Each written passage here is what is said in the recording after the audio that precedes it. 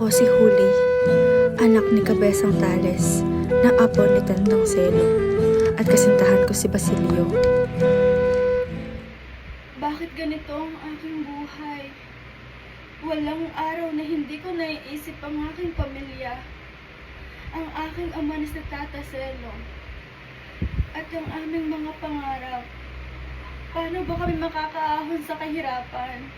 Ang aking mahal na si Basilio, siya ay nasa kulungan at wala akong magawa upang siya'y tulungan.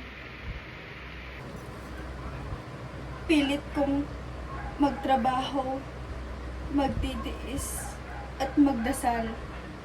Ngunit tila ba walang kasagutan ang aking mga panalangin. Ang aking ama, matanda na, at hirap sa buhay. At si Basilio, ang aking mahal, nakakulong at naghihirap. Ang mga praile, sila'y walang awa.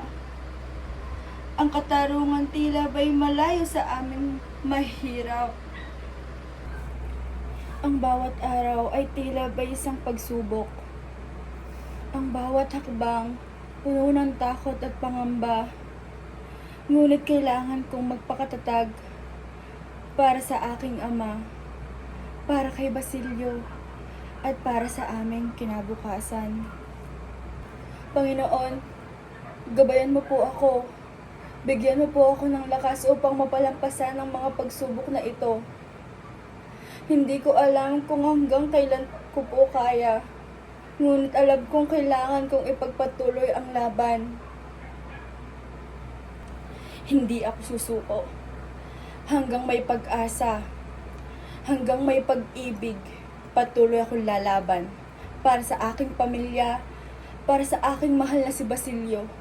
At para sa mga katulad naming inaapi. Ang buhay namin ay isang malaking hamon. Ngunit hindi kami magpapatalo. Sa kabila ng lahat ng paghihirap, alam kong darating din ang araw ng kalayaan at katarungan. At sa araw na iyon, kami ay magiging malaya. Para sa aming mga mahal sa buhay, para sa aming bayan, hindi tayo susuko. Lalaban tayo.